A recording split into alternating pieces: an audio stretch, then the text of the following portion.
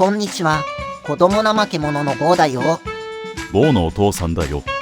今日は世界の森に住むちょっと怖い生き物たちを紹介するよ。僕たちの森にそんなに怖い生き物たちがいるの？そうだよ。中には日本の森にいる生き物もいるから、森に行くときはこの動画を見て気をつけようね。じゃあ早速順番に見ていこう。はじめに紹介するのはハイイログマ。主に北アメリカの森などに住んでいるよ。体重が 450kg 以上に達するものもいるんだ。走るのもとても速くて、瞬間的に時速 40km を超える場合もあるんだよ。そんなに大きいのにとっても速く動けるんだね。車と同じくらいだ。そうだね。それに泳ぎも得意なんだ。木登りもできるけど、大人になると体重が重くなるから、あまり登らなくなるみたいだよ。確かに、そこまで大きくなると木登りも難しいよね。大きくて力持ちで天敵はいないよ。木の実や果物から、ネズミやヘラジカまで餌にするんだ。驚かせた時や子連れの母熊に近づいた時などに、人間に危害を加えることがあるから、気をつけようね。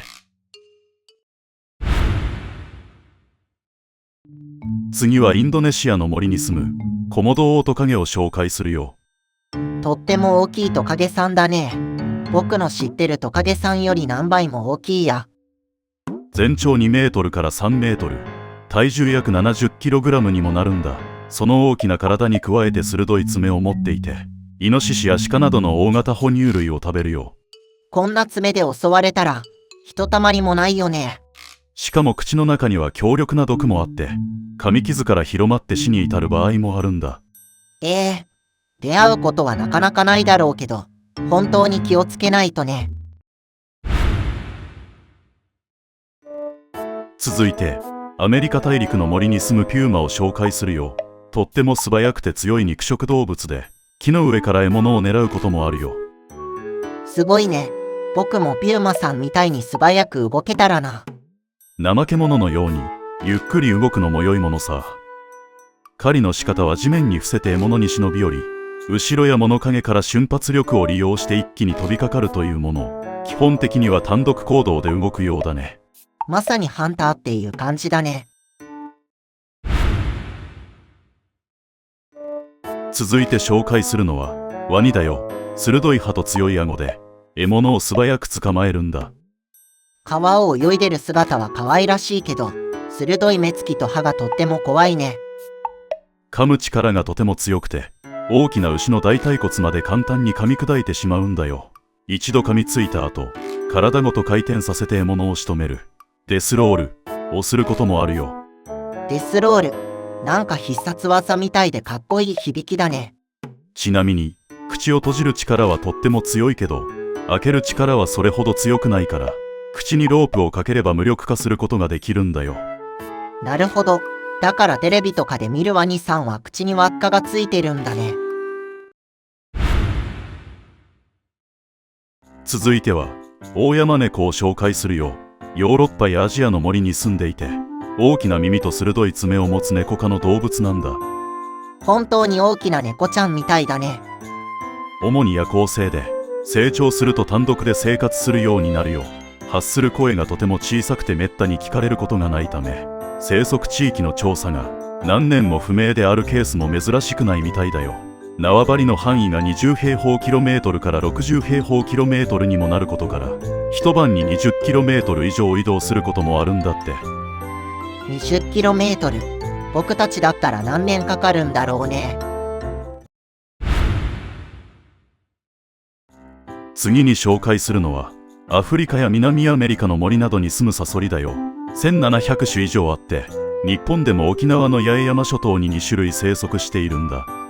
サソリさんは尻尾に毒針があるんだよね。よく知ってるね。ただ人間の命に関わる毒を持つものはごく一部の種類に限られてるんだ。実際に日本に住むサソリの毒性はそこまで強くないんだよ。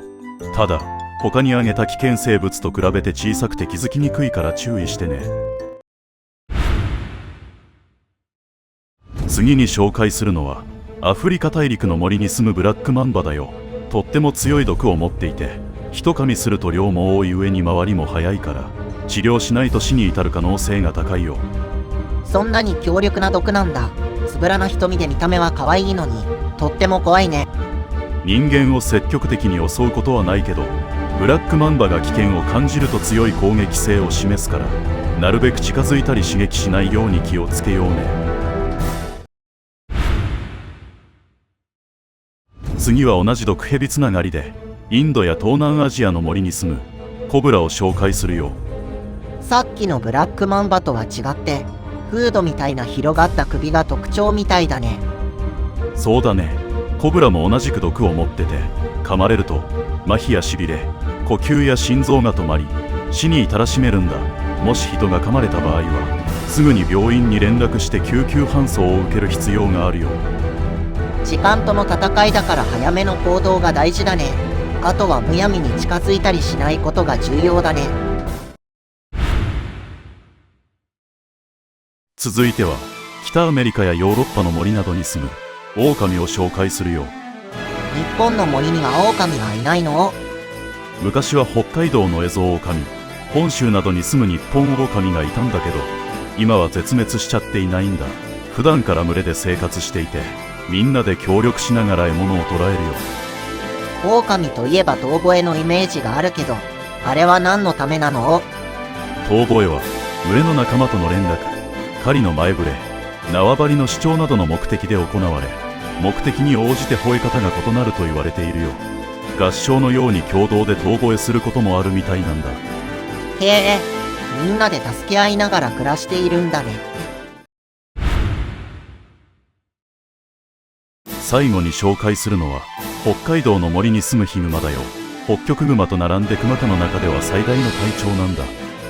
最近よくニュースでも目にする機会が増えたよね。そうだね。人を襲うこともあって、一度でも人を食べたヒグマはまた人間を襲う傾向があり、極めて危険だよ。自分が捕獲した獲物に対して強い執着心を示すから、ヒグマに奪われたものを取り返す行為はとっても危険なんだ。絶対に出会いたくないな。地上を走行する時の確認された最高時速は 48km にもなるから、必ず追いつかれてしまうね。どうやって対策したらいいのかな？一番大事なことはヒグマに遭遇しないことだよ。アウトドア活動でヒグマの出没情報を確認したり、ヒグマについての正しい知識を持つことが大事だから、森に入る場合にはしっかりと情報を確認して対策してね。みんなどうだったかな？今日紹介した生き物たちはちょっと怖いけど、みんな自然の中で一生懸命生きているんだ。自然を大切にして安全に楽しもうね。チャンネル登録よろしくね。他の動画も見てね。